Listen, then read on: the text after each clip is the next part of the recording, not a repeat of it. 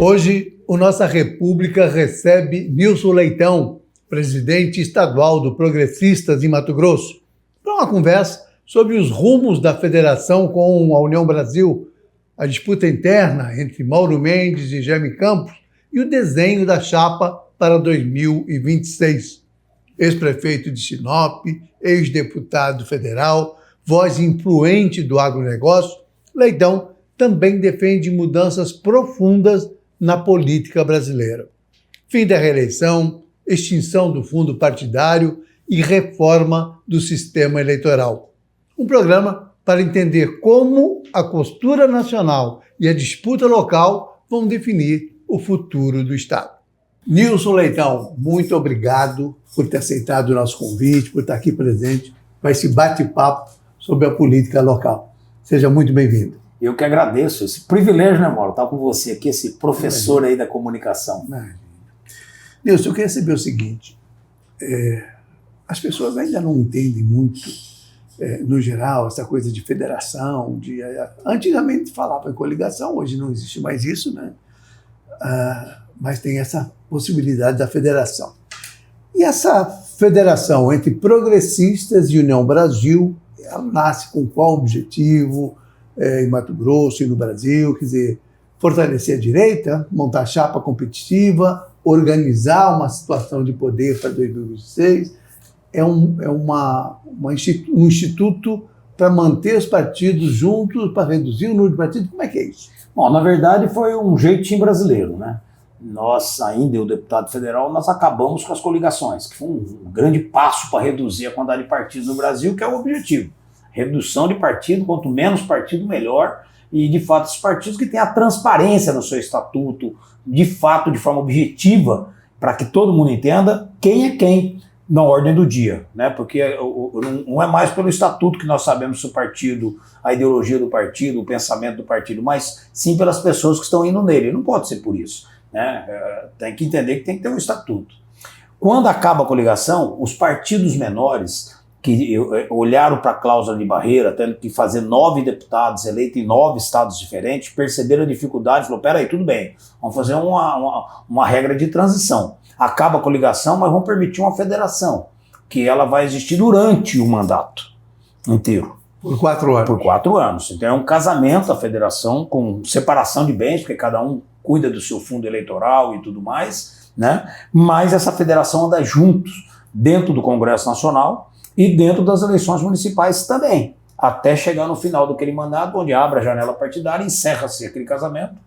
Ou renova-se. Ou renova, pode renovar também. Ou aí nesse período você tem a oportunidade de fazer uma fusão e se tornar realmente um partido único, como aconteceu com alguns, mas esse caso específico do PP com a União Brasil é um caso que aconteceu com o PSL, por exemplo, né, que se tornou o União Brasil, o PSL com o Democrata, e se tornou União Brasil.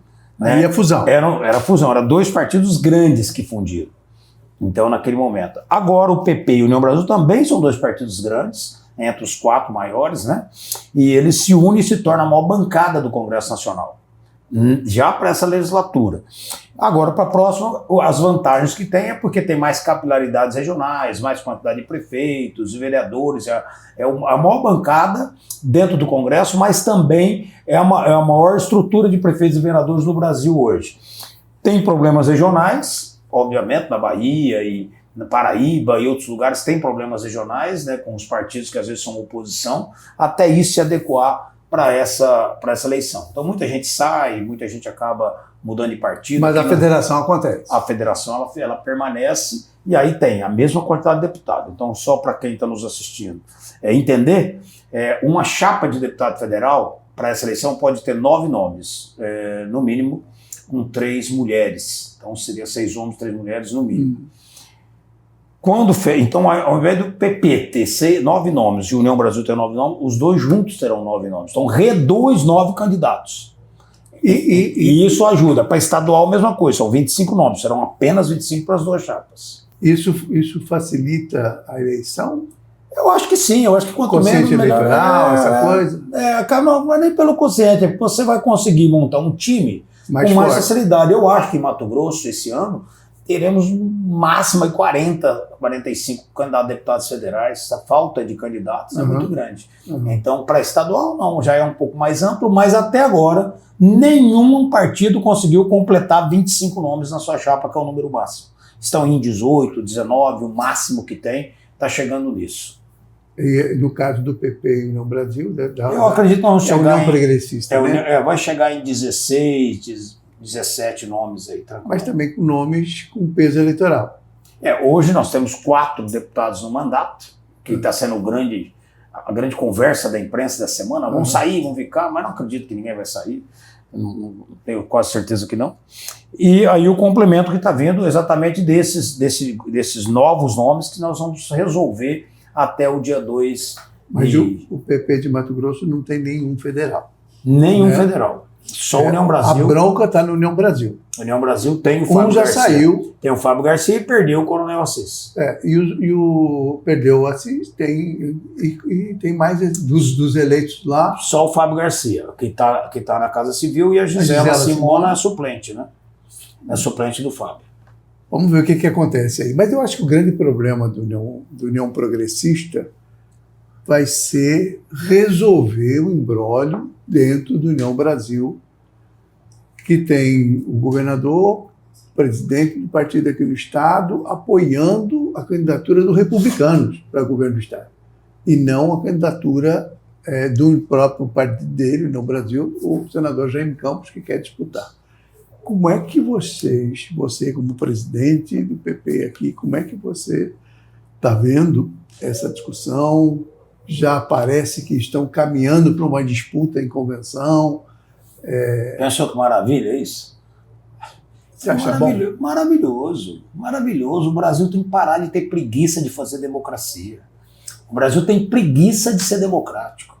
Nos Estados Unidos, o candidato a presidente da República, ele fica um ano antes, rodando em todos os estados para convencer os filiados do partido dele. Os delegados, filiados, para no ano seguinte ser escolhido para ser o candidato a presidente da República. No Brasil não tem que ser por canetada. Não, eu acho que essa disputa é boa. O vice-governador Otaviano Pivetta tem todos os predicados para disputar a eleição e ser governador, e o senador Jaime Campos tem todos os predicados também, e ambos têm direito. A diferença é que o governador Mauro Mendes, que indica o seu vice por várias razões, está 8 anos com ele, tem todas as suas razões aí, não é nenhum pecado que ele está fazendo, ao contrário, é até um dever de lealdade, mas tem o ambiente político, como você mesmo disse. Nesse ambiente político, o senador Jaime Campos coloca seu nome e vai disputar. Só que a hora que for disputar na convenção, a disputa não é contra alguém dentro, é apenas para referendar o nome do senador Jaime Campos ou negar. Então essa disputa entre o Pivetta e o Jaime nesse mesmo grupo, eu acho que ele é saudável, é bom para a democracia, vai chamar a atenção do eleitor. Aliás, tem que ser mais que isso, ocupar o espaço da mídia se debatendo, mas de uma forma harmônica, cada um colocando a sua ideia, por que tem que ser um ou outro. Nilson, você é um político experiente, já foi dirigente de PSDB, aliás, nos momentos de PSDB com partido grande ainda, né? Você sabe que toda disputa, ainda que democrática, ainda que seja legítima, ela acaba gerando um risco, por exemplo, de tudo bem, eu perdi, mas o perdedor não vai, né? E aí... mais ou menos, amor. Você, por exemplo, vamos pegar aqui o outro candidato, o Wellington, o senador Wellington Fagundes, do PL. Ele é o candidato único do PL, mas ele já deixou de ser candidato nesses últimos 6 meses, pelo ambiente da militância dele, um monte de vezes. Já lançaram o Odile Balbinotto lá no passado, depois o próprio grupo do PL quis que coligasse com o Pivetta. Então, essa história de poder ser decidido lá no gabinete em Brasília vem empobrecendo. Aliás, isso é imprescindível que aconteça no Brasil, uma reforma partidária no Brasil para acabar com isso. As decisões serem regionais? Você lembra quando tinha os grandes debates nas convenções? Ganhava por um voto, perdia por um voto, aí judicializava, brigava e saiu o candidato. O problema é que nós estamos caminhando para fazer com que os partidos sejam cartórios. Por quê? Porque já são cartórios. Já passaram a ser cartórios. Não, já são. Agora você imagina o seguinte, por que tem que ter reforma partidária? Porque não dá para um presidente de partido nacional decidir quem vai ser o senador de qualquer estado brasileiro, para decidir quem vai ser o governador de qualquer estado brasileiro. O presidente virou dono de partido, né? Dono. É uma empresa. Um poder absoluto. Poder absoluto. Hipoteticamente aí, você tem um candidato num tal partido que poderia ser presidente da República, o presidente do partido chegando e falando, eu não vou te dar o fundo partidário.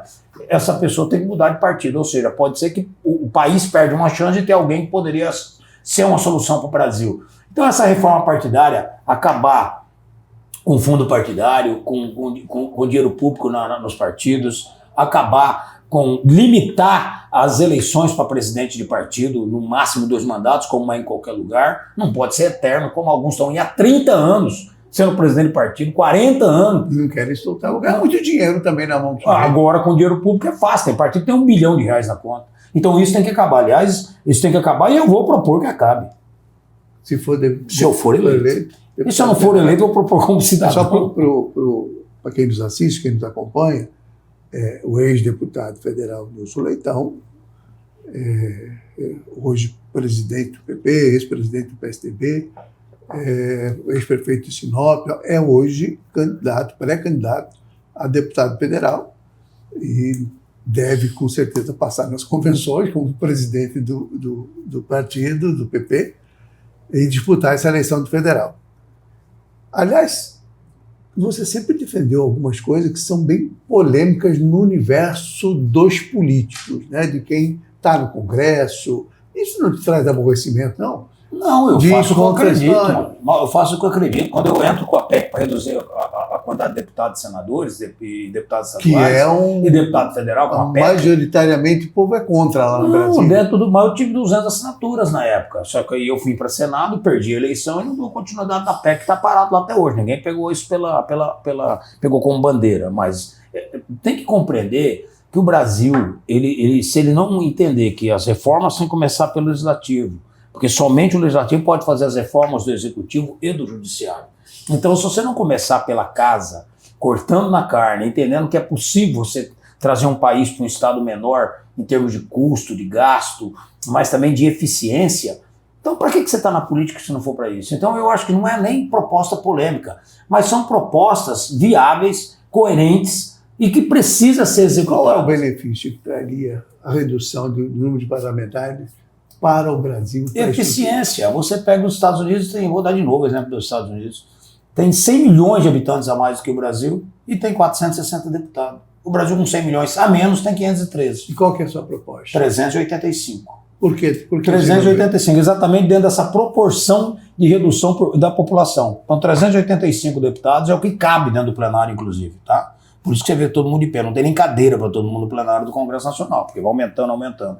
Então, aumentou a população, aumentar. Eu não sou a favor disso, porque eu entendi dentro do Congresso Nacional, 8 anos que eu fiquei lá, a maioria eu fiquei como líder em alguns setores, eu entendi que não é a quantidade de deputado que vai fazer a diferença no Estado, é a qualidade do deputado, é a competência dele, é a dedicação dele, o comprometimento, a cumplicidade desse parlamentar. Agora cada vez piora, porque junto com essa quantidade vem agora também um favorecimento de emendas parlamentares, por exemplo, que tira a agenda do Brasil no Congresso Nacional. Um parlamentar tem 50 milhões para distribuir emenda. O orçamento de um parlamentar é maior que muitos municípios do Brasil. Então ele tem aqueles 50 milhões, ele entendeu, não é nem por maldade, mas ele entendeu que só com aquilo ele está reeleito. Então ele não precisa... E na prática isso e aí não precisa discutir o Brasil. O deputado que está lá, o parlamentar, seja no Congresso, seja na Assembleia, exato. Com esse recurso, com essa coisa da emenda parlamentar, seja ela o formato que tiver, o cara tem uma condição de competir melhor do que qualquer um que esteja começando. Sem dúvida. Então a renovação não acontece. Não, é muito difícil, exatamente. Mas o que acontece? Eu nem falo aqui, você falou uma coisa verdadeira, é o formato. Vai conseguir reduzir os 50 milhões de emenda hoje por deputado? Eu acho muito difícil chegar lá e propor isso e reduzir. Mas eu quero propor uma regra para a distribuição desse dinheiro. Como é que um país com tantas deficiências, com tantas necessidades, você coloca 600 parlamentares para distribuir 30 bilhões de reais, cada um colocou na onde quer? Cada um colocando onde quer, não é por um planejamento, não é por uma organização para desenvolvimento de país ou de região, não é por nada disso. Não é para nada disso. É pelo interesse eleitoral dele. Não, interesse eleitoral, vou dar para aquela associação ali que eu não sei o quê, vou dar para tal outra coisa ali que está tendo um evento. Não, não pode ser assim. Então, o que eu proponho é que esse dinheiro ele esteja dentro de um planejamento orçamentário. Por exemplo, o Mato Grosso ainda tem um problema enorme de estradas vicinais. A maioria dos municípios tem 1.000 quilômetros, 2.000 quilômetros, 3.000 quilômetros de estrada sem asfalto, onde sai a produção, mas sai o ônibus escolar também, onde passa a ambulância, onde passa muita gente, né? Além da produção. Essas estradas precisam ser resolvidas. Então, exatamente, por exemplo, você conseguir direcionar para regiões como essa, fazer com que seja um programa de governo, e exigir que o parlamentar coloque dinheiro nisso, ou na radioterapia, ou na hemodiálise, ou num tratamento de saúde regional. Ok, agora a esmo, sim, qualquer jeito. Mas porque é difícil de controlar, né? Já que o cara tem a liberdade dele decidir, é muito ruim. E, de uma certa forma, quer dizer, o que é a função do parlamentar? Fiscalizar e legislar, que essa é a função constitucional de qualquer parlamentar. Perfeito. Com assento na Câmara Federal, não é isso? Perfeito. Na Câmara Federal, na Assembleia Legislativa e tal. Essa coisa de usar o orçamento, indicar obra, distribuir esse recurso, isso não tira a prerrogativa do Executivo, que tem essa função constitucional de definir política pública, de definir onde... Porque, assim, uma coisa é você indicar, olha, governo federal, nós temos lá uma BR assim, que precisa de recurso para resolver, melhorar a produção, um 58, não sei o quê, um 74, não sei aonde. Você indica onde, né? E o governo te atendeu ou não te atendeu. São 600 presidentes da República, vira um negócio... Cada assembleia são todos governadores, porque você acaba tendo... Você decide para onde que vai esse dinheiro. Tá certo. E ainda, por ser emenda impositiva, aí a coisa... Toma resolve a entrega do dinheiro, que é obrigado a entregar, mas, sem dúvida nenhuma, é um dinheiro pulverizado. É um dinheiro pulverizado. Que não traz retorno. Onde não tem, o retorno, não estou nem falando pelo retorno, não estou nem falando pela corrupção, investigação que está tendo de venda de emenda, que só isso já seria gravíssimo, né? Já é gravíssimo. É gravíssimo. Mas eu estou dizendo pelo seguinte, pela falta de planejamento. Não termina nada, porque é dinheiro jogado para cada lado. Não tem uma organização para poder gastar esse dinheiro público, que é para atender uma sociedade com eficiência e resultado. Né, que é o mais importante, não tem resultado. O resultado é pulverizado. Resolve um asfalto aqui, resolve um posto de saúde lá, resolve uma coisa aqui, mas e no conjunto da obra? No conjunto da obra continua uma fila eletiva de saúde pública, gente numa fila para conseguir uma UTI, gente para conseguir fazer cirurgia de hérnia, gente para poder tratar de câncer. Então você continua com essa fila e o dinheiro sendo jogado para tudo quanto é lado. Como assim? Cadê a prioridade? Governar é priorizar. Né? Governar é priorizar. A gente vai para um pequeno intervalo, Nilson. E volta já, vamos seguir um pouquinho falando das questões das regras eleitorais, que são importantes as pessoas entenderem como é que está funcionando a legislação hoje. Mas você tem razão, é uma preocupação grave essa coisa das emendas e é muito difícil encontrar quem defenda a imposição de limites a essa atuação parlamentar com base nas emendas, né? Você é meio corajoso. Programa e agenda, é o que o Brasil precisa, o Brasil tem planejamento. Antes da gente voltar à questão das regras eleitorais, eu não deixo de ficar muito embasbacado com o fato de que você é hoje, e já há muito tempo, uma das grandes lideranças do agronegócio brasileiro. E você não planta um pé de alface? Como é que é esse negócio? Como é que você conseguiu assumir essa função? Você dirigiu, foi presidente da Frente Parlamentar da Agricultura, não planta um pé de alface. Você foi presidente do Instituto Pensar Brasil... Pensaragro, Pensaragro, desculpa. Sem plantar um pé de alface. É hoje uma grande referência na Confederação Nacional da Agricultura, considerado um consultor, uma figura que todo mundo quer ouvir, quer saber a opinião. De onde é que saiu isso, Nilson? Eu acredito que nasce quando eu assumo, né, um problema sério no norte de Mato Grosso, que são as operações ambientais, né, que eu fui entender direito essa relação do setor que produz com as questões ambientais. Com mais o ativismo ambiental. Né? E quando eu chego na Câmara, eu chego lá realmente muito machucado com isso, né? Porque desempregou muita gente na minha região na época, o prefeito, mais de 40 mil pessoas desempregadas, desalojadas. E você está se referindo à crise das serrarias, né? Da operação ambiental no setor de base florestal, na veia mesmo, né? Numa região que só tinha isso, né? Era o maior polo madeireiro da América Latina, né? E quando fala isso, naquela época, alguns falam, pô, mas era madeireiro, mas tudo com CNPJ, pagava imposto, recolhia tudo, e funcionários cumprindo todas as regras, né? Porque não funciona se não tiver tudo isso, porque tem fiscalização, né? Então era tudo dentro da regra, né? Mas a forma que aconteceu foi uma forma sórdida, irresponsável, né? Que até covarde. E aqui eu chego no Congresso, eu quero entender direito por que acontece tudo isso. E aí eu começo a discutir com mais conhecimento, com informação, buscando área técnica, pareceres que pudessem me mostrar melhor o porquê dessa guerra entre o ativismo contra a produção de alimento no Brasil e contra a produção da economia, da indústria e tudo mais. Essa sua afirmação não é um pouco exagerada, meio contraditória? Porque não é exatamente contra a produção de alimentos ou contra a produção enfim, bem florestais. Deixa eu completar a frase que você vai ver que ela não é Porque verdadeira. É contra o desmatamento ilegal, é contra não é nada as queimadas, etc. Não é nada disso, porque na verdade o que a operação que existiu, a madeireira, ela talvez é uma das mais injustiçadas do ponto de vista da economia. Ela é a primeira que chega numa região, certo? E agora ela não desmata, ela tira a árvore. O Brasil tem o maior projeto de manejo do mundo. Hoje? Não, já tinha na época, desde 1990. O Brasil já era um modelo para isso. Já era. Há uma confusão de informação que, por interesse de alguns setores. Bem diferente. Quais são? O setor madeireiro ia lá e tirava a madeira, a floresta ficava de pé. Quem desmatava não era o setor madeireiro. Quem derrubava para produzir alimento. Aí começa a discussão. O problema, amor, é que alguns enxergavam apenas a notícia de como ela estava. Agora, quem estava lá vivendo sabia que não era isso. Passaram todos esses anos, aquela região inteira virou uma região agrícola, salvou o Brasil, inclusive na balança comercial, e tudo que foi derrubado, tudo que produziu, tem quase 70% de mata em pé. No Brasil inteiro, a agricultura significa 10% do território nacional. 10%. Então não é verdade que estava desmatando tudo. É mentira.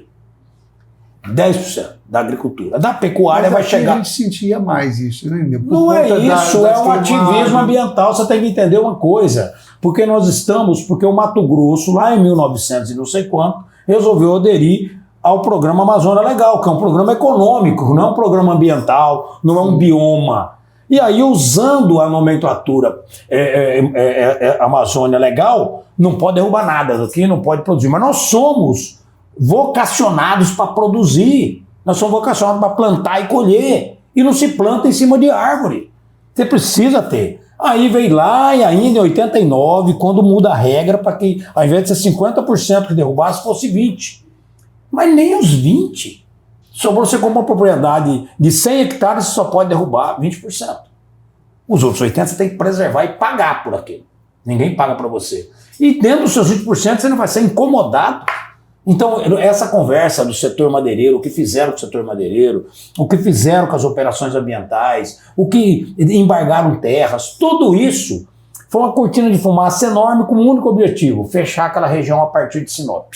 É isso que explica, por exemplo, a rejeição do agronegócio ao governo Lula? Mas não é só isso. Aí quando eu chego na Câmara já com essa rejeição, porque além disso proibiram a instalação de indústria de alimento. Só podia instalar indústria de alimento e Sorriso no sentido Cuiabá. De Sinop para cá, toda aquela região norte inteira não podia explorar mais a madeira do jeito que eles queriam e também não podia instalar indústria de alimento. Então você ia fazer o quê? Morrer? Suicidar? Foi o que aconteceu com muita gente. Empobrecer, ficar miserável. Então a luta que não desistiu, porque lá as pontes construídas pelas mãos da iniciativa privada chegou primeiro que o Estado brasileiro. Cadeias foram construídas pela mão da iniciativa privada, voluntariado, não pelo Estado. As primeiras obras em regiões como essa foi de heróis que chegaram lá na época, que só tinha a esperança dentro da mala, nem isso. Então essa luta para uma região como essa, aí você pega e olha do lado aquela pontinha da mancha da caneta no bolso da camisa branca e fica olhando para ela o tempo todo, fala, estão desmatando, tem um bandido, pode ser que tenha um bandido lá, tem um bandido lá, tem um bandido aqui, tem um bandido em qualquer lugar. Agora não pode fazer o que fizeram com aquela região. Aí eu chego na Câmara já com esse sangue no olho. Com 3 meses, vou participar de um grupo de trabalho lá na Araguaia. Aí eu vejo lá uma covardia enorme, uma injustiça lá na Suiamiçu, onde 4.000 famílias são despejadas das suas propriedades e não era assentamento, era propriedade paga, pagou ITBI, construiu, financiou o trator no banco, estava produzindo, famílias inteiras que foram expropriadas, jogadas para fora da sua propriedade só com a roupa do corpo, dizendo que ali era área indígena. E os índios conviviam totalmente bem com essas pessoas, estudavam na mesma escola, derrubaram a escola. Ficou as crianças sem escola, os proprietários virando mendigo e invasores no dia seguinte devido a essa mudança de regra. E a partir daí aquela região virou uma miséria desgramada e ninguém foi lá socorrer. Eu estava lá, participei do grupo, denunciei e foi aí que eu instalo a primeira comissão para discutir a demarcação de área indígena no Brasil. E aí que eu faço a CPI, sou relator, denuncio mais de 100 pessoas, inclusive 14 procuradores da República que incitavam a invasão, 3 advogados-geral da União, mais lideranças religiosas e um monte de gente que usavam dessa máquina para poder produzir. É contra, sim, a produção. É contra o quê, então? É contra a produção. São pessoas que estavam produzindo comida, produzindo leite, produzindo arroz, produzindo feijão, produzindo fruta, hortifruti. Essas pessoas foram despejadas, saíram da propriedade deles, que pagavam imposto, para morar em barraco de lona. Isso deu abertura no Congresso Nacional. E eu fui brigando por tudo isso. Aí eu virei uma figura discutindo a questão fundiária no Brasil. Tem que parar. Tudo que o Brasil não precisa discutir é terra. E aí, na CPI, eu descobri de fato qual era o objetivo intelectual do MST. O objetivo era mudar a lei, não é terra. Não é terra, não é falta de terra. Justamente no ano da CPI, o TCU repatriou para o Estado 200.000 lotes de assentamentos abandonados. Eu perguntei para o representante da MST, mas quantos lotes vocês precisam para resolver o problema? Aí ele falou assim, 120 mil. Eu falei, bom, então você vai ficar ainda com crédito de 80, que o TCU recuperou 200.000 lotes, porque vocês assentaram e abandonaram a terra. Então vocês não querem terra. Vocês querem anarquia, querem mudar a Constituição, querem acabar com o direito à propriedade. Então esse é o problema. Esse é o problema.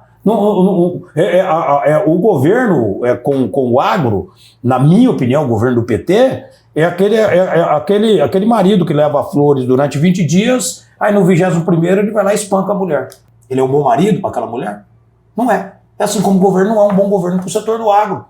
Exatamente nesse sentido. Porque mesmo fazendo os investimentos que faz. Pode fazer os investimentos que os outros fizeram, plano safra, não cumpre crédito. Sabe quanto dá os juros hoje para você produzir? Chega a 20%. 20%. Qual produtor consegue fazer isso? O Brasil é o 22º país do mundo em subsídio agrícola. Na França, na Europa, que seja, na Ásia, Estados Unidos, há um subsídio. Aqui não, e o produtor nem vai atrás disso, não está preocupado com isso, ele banca isso. Ele banca, porque não tem dinheiro de graça para o produtor rural. Não tem. Tem dinheiro emprestado e caro. E muito caro. Um país que não tem infraestrutura, que não tem armazenamento, que não tem ferrovia, que não tem hidrovia, porque todo mundo acha que a hidrovia não é um bom negócio. Isso é bom negócio no Canadá, no Paraguai, lá na Holanda, nos Estados Unidos. Lá funciona e é ecologicamente correto, carimbado pelas ONGs ambientais. No Brasil não pode. No Brasil é contra tirar os milhares de caminhões das estradas, porque não pode ter ferrovia. Mas esse lobby é de quem? É de quem fabrica? Tem muita gente envolvida, muita gente ganha dinheiro com isso. Tem muita gente que ficou rico trabalhando contra o Brasil. Tem muita gente que vive viajando o mundo afora, tomando vinho caro, trabalhando contra o Brasil. Mas é muita gente, não é pouco, é uma indústria muito bem montada para não deixar acontecer de fato. Você imagina se não tivesse todas essas travas no Brasil? Você imagina se as ferrovias estivessem acontecendo? Estão acontecendo, não estão? Não estão. Onde que estão acontecendo? Não, mas já a Ferronorte veio. Duas... Um pedaço. Não, tudo bem. Mas não resolve a ferrovia. Deixa eu lhe falar. A estadualização da Rumo das ferrovias que a Rumo está construindo. A estadualização. Estadualização. Ah. E com uma iniciativa privada construída, Sim, com dinheiro privado. Você vai morrer, seu neto vai chegar na tua idade, no ritmo que está aí não vai acontecer nada. Não vai acontecer. Acabaram de aprovar no TCU, há poucos dias, sobre a Ferrogrão, que mudou a regra. Eu fui prefeito, essa regra é idiota, essa que eles criaram ali agora. Que não pode fazer o leilão da Ferrogrão enquanto não tiver o licenciamento. Não, é o contrário. É tudo para atrapalhar, tudo para não deixar acontecer. Não, pode fazer o leilão, faça a licitação, tenha todos os donos e só terá autorização para início da obra com o licenciamento. Ok? Mas por que burocratizar mais ainda? Porque não querem que saia. Não querem que aconteça. Quem não quer? Um ativismo fora, o poder econômico de outros, as questões ativistas fundiárias, não pode passar no Parque de Chamanchim, não pode passar não sei na onde. Lá na África a ferrovia passa no meio. Tem elefante, tem zebra, tem leão, tem tigre e a ferrovia está passando. E todo mundo vive muito bem. Não tem nenhum problema. Num parque que é 10% do parque que tem aqui. Aqui vai passar em 0,3% do parque de Chamanchim. 0,3%. E tá toda essa confusão aí porque não pode passar. Então, assim... Mas de onde vem essa força? Porque assim, tem que ter uma argumentação que vá além da preservação ambiental. Né? Porque... A economia... Sustentabilidade... Não, peraí. Mas sustentabilidade quer dizer compatibilização entre meio ambiente e produção. Óbvio. Não é isso? Óbvio. Você quer coisa mais ambiental do que a ferrovia, comparando com o bitrem? Sim, não tem dúvida. Mas eu quero saber o seguinte, de onde vem essa força que age contra a sustentabilidade? O Brasil é um concorrente do mundo na exportação de alimentos. A grande trava do Brasil, o produtor rural, ele provou para o mundo que ele é capaz de produzir 2, 3 safras no ano. Isso deixou o mundo enlouquecido, é uma concorrência comercial. E o mundo que se refere aos Estados Unidos, principalmente. Com isso, quando falaram, olha, tem que embargar áreas, o Brasil foi lá e aumentou sua produtividade. Aumentou no Brasil até, vou colocar números de 4 anos atrás, eu não sei como é que está hoje. Mas vamos colocar que o Brasil aumentou em 500% a produtividade e aumentou 60% de áreas novas. Então não foi a área nova que deu esse número de recorde de safra. Foi a tecnologia, a pesquisa, o investimento que foi feito. E tudo isso que eu estou falando, apenas 30% está no Plano Safra, o restante é bancado pelo bolso, ou financiado pelas trades, ou financiado por banco privado. Então, aqui o setor da agropecuária ele sofre essa concorrência porque ele tem uma corrente, uma bola de ferro segurando o pé dele, que é a logística, que é a falta de crédito, que é juros altos. Aí sim depende do Estado brasileiro. Quando fala... Uma das coisas, antes de voltar... O Estado brasileiro ele tem um problema. Quando você pergunta quem está segurando isso, o Estado brasileiro. Por que é o Estado brasileiro? Porque quando você quer, você acha jeito. E quando você não quer, você acha desculpa. E o governo acha desculpa. Se ele quiser fazer a Ferrogrão acontecer, ele vai fazer. Se ele quiser que a FICO termine rapidamente, ele vai fazer acontecer. Mas tem que ter vontade. E na sua visão, você foi congressista há muito tempo, você tem uma vivência de Câmara Federal importante, né? E não só em relação às questões do agro, mas também em relação ao funcionamento da própria casa, enfim. Se fala muito em reforma política, se fala muito em reestruturar, em mudar uma série de coisas. Eu queria saber o seguinte, se os problemas da política brasileira estão nas regras eleitorais, que dificultam montar chapas competitivas, que desestimulam a participação de pessoas com uma qualificação maior, como é que chover essa questão da política eleitoral e da legislação eleitoral atual? Eu não tenho dúvida, Mauro, e não tenho dúvida mesmo, tá? Isso aí eu tenho convicção. Que as 2 primeiras reformas que o Brasil precisa, urgentemente, é a reforma partidária e a reforma política. O Brasil está distanciando, abrindo um abismo entre quem decide e quem paga a conta. Então esse abismo não pode acontecer numa democracia. E por que está acontecendo esse abismo? Porque o Brasil toma decisão só na hora da crise. O Brasil muda a regra na hora da crise, na hora do pânico, na hora da denúncia, na hora do escândalo. O Brasil vai lá e muda uma regra. E está provado no mundo e na vida pessoal de cada um que ninguém deve tomar decisão nem muito eufórico, nem muito triste, nem muito bravo. Porque não vai dar certo essa decisão. Porque tem coisa que é de momento. Então, quando o Brasil começa a dizer que o Congresso Nacional não fazia nada porque ficava de joelhos para o Executivo, no toma lá da cá, para votar, para tudo, cria-se a emenda impositiva. Mas era um valor de 13 milhões, 14 milhões, 50% era obrigado a gastar com a saúde, dentro de um programa do governo. Ok, se indicava. Isso vem em 2021-22 para 50 milhões de reais. Fora as outras emendas de bancada, extras e tudo mais, o Congresso tomou conta do orçamento brasileiro e cresceu muito, né? Depois do governo da Dilma, do Michel, e depois do governo Bolsonaro, do governo Lula, todos eles ajudaram a acrescentar esse aumento desse poder. E eu acho que o Congresso, nós estamos vivendo um semi-parlamentarismo já há muito tempo no orçamento, não tenha dúvida disso. Bom, o que precisa fazer? Com esse poder do deputado, ele realmente ficou independente do governo, mas também ficou independente do eleitor. Ele ficou independente de quem paga a conta. Ele ficou independente do setor privado, 100%, e precisa ter esse equilíbrio.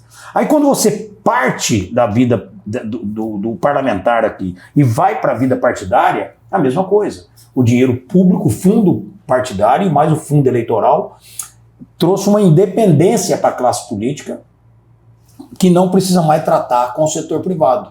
Não precisa mais dar satisfação para o setor da economia, nem para a indústria, nem para o comércio, nem para a agricultura, nem para a prestação de serviço, nem para o servidor público, para ninguém. Por quê? Porque ele tem o patrocínio, ele banca o candidato e escolhe quem vai ser o candidato. Então essa é a grande diferença. Limita a doação privada na pessoa física e num valor muito baixo, e a pessoa jurídica proibida de se meter nisso. Os países desenvolvidos com a democracia não fazem isso. Aliás, morrem de medo de chegar no que o Brasil está caminhando. Então, essas reformas de acabar com o financiamento público, trazer ele pelo menos para misto de verdade, autorizando que o setor possa participar da política e não o dinheiro público que poderia estar na saúde, na educação. Isso. O Brasil vive há muito tempo, não é novidade nenhuma, uma crise de representatividade política muito grande. Nós temos uma dificuldade. O Congresso Nacional, ele não representa a população brasileira. Ele representa setores da população brasileira. Né? Se você pegar a composição, você vai ter que tem a turma da botina lá, a turma do agronegócio, a turma que defende arma, a turma que... Você tem vários setores, grandes lobbies se instalaram no Congresso Nacional, e você vê pouca gente defendendo saúde pública de qualidade, educação de qualidade, não, essa segurança pauta, de qualidade. A agenda, eu falei no começo, a agenda sumiu do Congresso. Não, sumiu. Quer dizer, você tem assim, essa briga por... Não. Porque assim, tem muita coisa que a população não entende. Né? Por exemplo, a crise na agricultura brasileira, falta de dinheiro, e todo ano se despeja uma fortuna absurda em financiamento e tal. Dinheiro público. Não, bem baixo. Ele não coloca dinheiro. Oi? O governo não coloca dinheiro da agricultura. Não. Ele dá o lastro para você buscar o financiamento. Sim. Aí você dá a garantia, paga juro, sim, paga tudo. Não tem dinheiro de graça aí. Não, zero. Eu sei disso, mas de qualquer maneira... O dinheiro de graça ele vai, às vezes, em programas para o pequeno. Vira, safra. Tem sempre uma crise que exige, claro. Precisa mais crédito, precisa mais dinheiro, precisa mais isso, precisa perdoar a dívida, precisa... Enfim, tem toda uma situação... E você sabe por quê? Porque não tem seguro rural. O Brasil não tem seguro rural. O país desenvolvido tem 90% de cobertura de seguro. Nós temos problemas ambientais. Nós temos todo dia uma crise, pode ter uma crise econômica. Você tem que entender que a agricultura é uma indústria a céu aberto, que a natureza toma conta dela. A natureza. Você sabe por que não está conseguindo, não está tendo navegação no Rio Paraguai ali, para chegar na Zepé de Cáceres? Pela questão da natureza. Não é a culpa é um momento em que muita chuva, assoreamento e tudo isso não é a navegação em si. Não está proibido por lei ter navegação. O governo não está impedindo ter navegação, a natureza está impedindo. Assim como a natureza define o dia que vai plantar e o dia que vai colher, não é o homem. Então esse setor é um setor que muita gente fica, pô, mas defende demais o setor do agro. Gente, é o setor de alimento. É o setor de alimento. O Brasil é um país dadivoso, porque nós temos a condição de produzir aquilo que é mais sagrado para o ser humano, que é o alimento. Então isso precisa ser visto não com raiva, como alguns vê, não porque alguns ganharam dinheiro com isso. E qual é o problema? Qual é o problema? Tem gente, o produtor ganha dinheiro produzindo alimento. Tem gente que ganha muito dinheiro produzindo droga.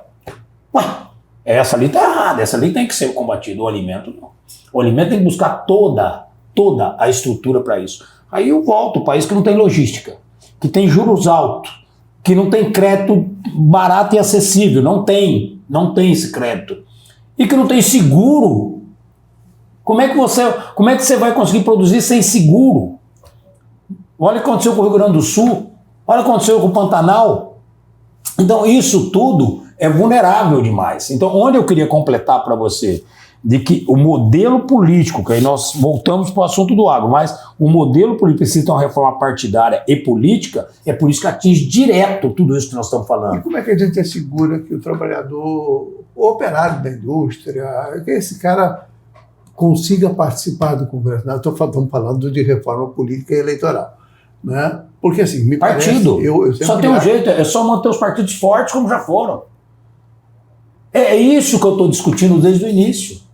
Somente através de partidos fortes, de uma reforma partidária, onde há disputa dentro desse partido, onde há sim correntes que possa ser contrariada, conflitar, o debate, argumento, o diálogo, é isso que vai fazer a diferença. O Brasil está perdendo isso porque o setor político está ficando independente dos segmentos. Não é só do empresário que eu estou falando. Não estou falando só do dinheiro. Eu estou falando disso que você acabou de falar. Eu estou falando da mobilização. Eu estou falando do poder de você poder discutir um Brasil, mas discutindo uma agenda, discutindo o que é melhor para um país. Agora, quando você está endinheirado, quando você está entesourado com esse recurso, você não tem com o que discutir. Você fala, bom, eu vou distribuir o dinheiro, as pessoas vão ficar gratas a mim, porque eu peguei o dinheiro público aqui do cofre, distribuir esse dinheiro para o povo, que é direito deles, mas eles vão ficar me devendo esse favor. E eu vou ser reeleito por isso. Para mim, que a política seria ótima, mas eu não sou favorável a isso. Eu sou a favor de uma agenda que discuta de fato isso. Discuta que a distância para atendimento do câncer no Brasil não pode ser mais de 500 quilômetros em qualquer região.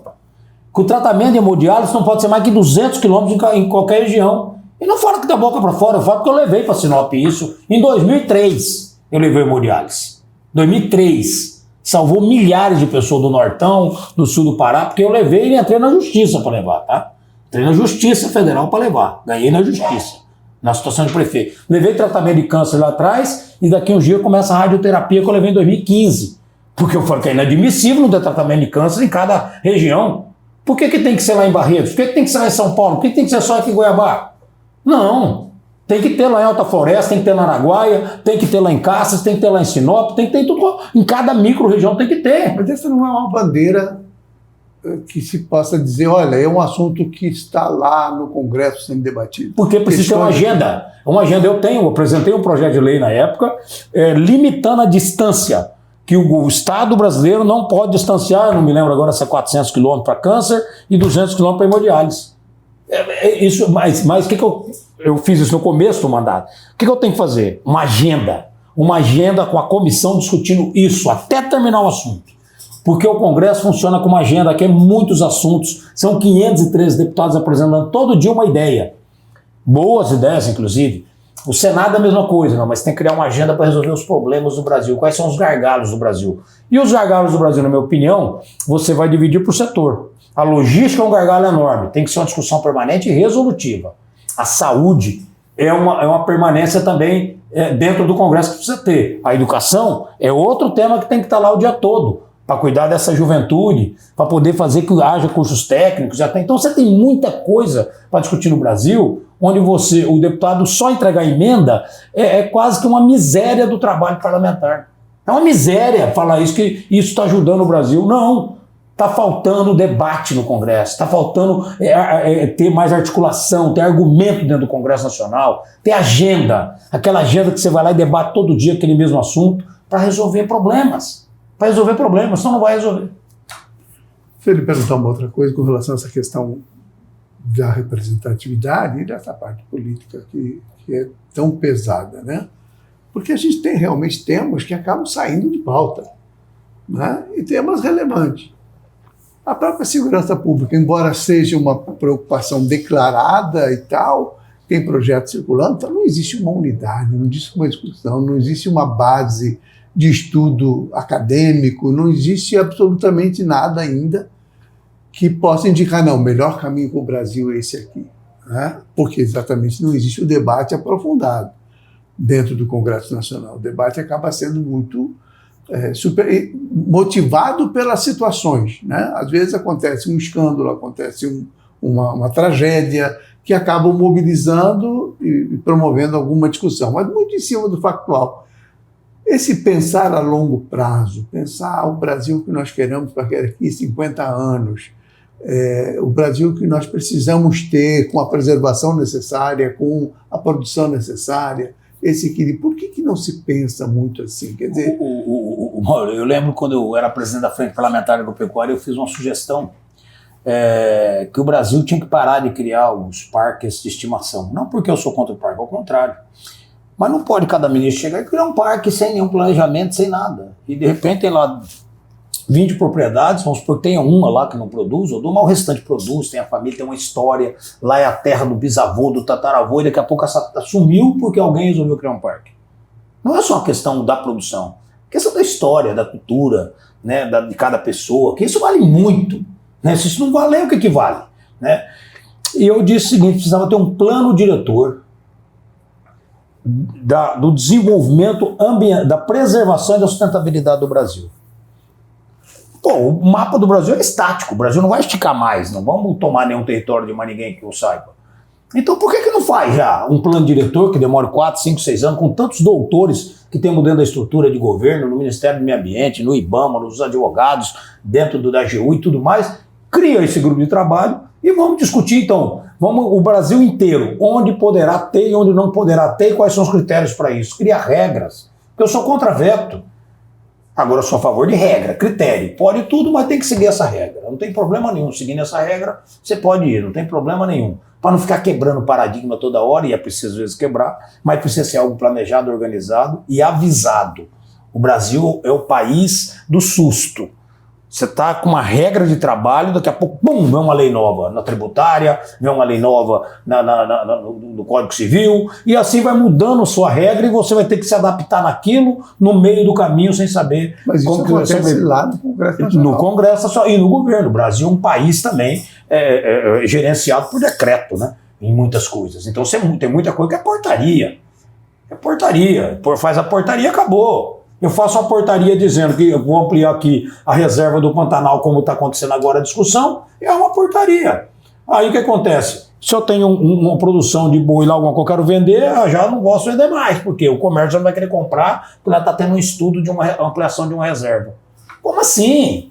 É muita irresponsabilidade tratar desse jeito o país. E no Congresso acontece muita coisa. Por exemplo, você falou da violência aí, foi aprovado agora, está sendo discutido, a lei protetiva, por exemplo, contra o feminicídio e também a agressão contra a mulher, que automaticamente, na ação protetiva, o homem vai ter que usar uma tornozeleira de aviso de proximidade. E assim a mulher também usará algum instrumento lá para que aquele raio, se ele for detectado, aquela pessoa não vai chegar perto, porque ele vai ser avisado na delegacia antes. Então, tem muita coisa que precisa acontecer, mas tem muita coisa acontecendo também. Infelizmente, a gente está... Nosso tempo acabou, Nilson. Eu queria agradecer muitíssimo, muitíssimo a sua presença aqui, porque é um debate importante. Eu acho que tem que discutir política. A política foi feita para ser discutida. Aliás, esse é o fundamento histórico da política, né? De você poder debater, e da democracia, né, principalmente. Eu tinha muitas coisas para perguntar. Aí fiz um roteiro aqui com umas 50 perguntas, mas não consigo nunca passar das 10, né? porque a pauta vai... A pauta é polêmica. É polêmica e tal. Mas, olha, agradecer muitíssimo a sua presença, a sua participação, desejar sorte. Quero dar um testemunho aqui. Eu ia te perguntar sobre os matizes da direita, né? Porque, assim, você já foi do PSDB, que já foi um partido social-democrata, depois foi pendendo mais para um partido de centro-direita, depois mais à direita, e hoje está numa posição que a gente não sabe direito o que é, né? Aí, quer dizer, a direita virou uma série de partidos, e a esquerda está mais concentrada, eu acho. Mauro, Né? Numa frase... Esquerda, centro-esquerda. Eu não acho, eu acho que a reforma partidária é imprescindível por causa disso. Eu nem acho que os partidos agora têm uma característica disso daqui. Eu acho que o Brasil se tornou o país do anti. As últimas eleições, os presidentes que ganharam foi pela rejeição do outro, não foi por propostas dele. Então o Brasil virou um país da rejeição e do anti. Ah, eu sou anti-Lula, então você pode ficar nesse partido. Ah, eu sou anti-isso, sou anti-Bolsonaro, então eu fico do lado de cá. Então o Brasil, essa reforma partidária, ela precisa acontecer. O Brasil está assim desde a eleição do Bolsonaro. Quer dizer, essa coisa... Ela agravou. Mas assim, não, porque nós sempre tivemos esquerda e direita no Brasil, sempre, claramente. Claro. Né? Mas o Bolsonaro despertou UDN, isso, PSD, né? Despertou essa sensibilidade de uma classe que não participava, que essa classe média e a classe mais na prestação de serviços, pessoas... elas não participavam de política. Despertou um pouquinho em 2014, mas chegou em 2018 e essas pessoas foram para a rua e começaram a debater mais, e profissionais liberais entrando mais na política e tudo mais. Então acabou, e coincidentemente, com as redes sociais. E nós não tínhamos isso. Você não acha que em Mato Grosso nós vamos ter um problema sério? A direita vai ter um problema sério no sentido de que ela tem... com ela está muito dividida, claramente dividida. As candidaturas que nós temos fortes ao governo são todas de direita. Exato, eu acho que vai ser uma divisão de espaço, porque o Mato Grosso, historicamente, deu muito pouco voto ao PT, principalmente, era 15%, 20%, 25%, subiu para 30%, chegou até 35%, mas majoritariamente o eleitor é anti-PT, majoritariamente. E aí, quando ocupa esse espaço aqui, realmente vai aumentando mesmo, né? Ninguém pode ser dono de um território ideológico, né? Você pode ter 3, 4 candidatos aí que pensam diferente do que essa minoria. Não tem problema nenhum. Isso que vai acontecer. Eu acho que não é um problema, não. Acho que é bom. Acho que é bom porque vai mostrando que isso não pode ser propriedade. A política não pode ter bandeira de propriedade. A propriedade é minha, a propriedade a defesa ambiental é da esquerda. É mentira. O coitado do produtor, olha lá, o pequeno sitiante lá que cuida do córrego, da mata em pé, ele não é ambientalista? Essa bandeira é dele, ele que faz na prática o cuidado ambiental. Então não pode ter essa propriedade ideológica que querem ter, até porque na prática a maioria fala da boca para fora, né? A propriedade mesmo, o que defende de Brasil? O que o Brasil é de verdade? Né? O que cada candidato desse? Essa pergunta tem que ser feita. O que eu penso do direito? Eu sou a favor do direito à propriedade. Sou a favor do direito à propriedade. Esse é o primeiro item que me diferencia do governo que está aí. Eles não são a favor do direito à propriedade. Eles mantêm, mas com uma ameaça constante, com uma corrente, não todos, mas com uma corrente que está lá dentro. Então essa ameaça do direito à propriedade me incomoda. Me incomoda muito. Mas isso nunca foi proposto em absolutamente nada, a não ser da reforma agrária. Não. Você esqueceu dos Abril Vermelho. Agora, na COP, quando o governo Lula já demarcou mais não sei quantas áreas indígenas desnecessárias, nem índio tem. Tem que fazer esse debate com responsabilidade, a favor do índio, a favor do proprietário. Conversar com eles. Eu fiz isso. Eu fiz uma audiência pública para discutir liberdade econômica com o índio. A maioria quer ter liberdade econômica, quer produzir e ganhar o seu dinheiro, por que não? Por que o governo é contra isso? Por que são contra o índio ter sua liberdade econômica? Por que quer manter ele tutelado, acorrentado, empobrecido, morrendo de fome, não ter dinheiro para remédio? Para quê? Para quê? Porque acha bonito? É uma escolha de quem? É do índio ou é de uma ala ideológica, ativista? Tá errado. Tá errado. Então não dá para concordar. Vamos ter que encerrar. Senão nós vamos fazer outro programa emendado aqui, porque o assunto tem que não termina. Muitíssimo obrigado por sua companhia e até a próxima semana com outro programa tão interessante e tão importante como foi esse com Nilson Leitão.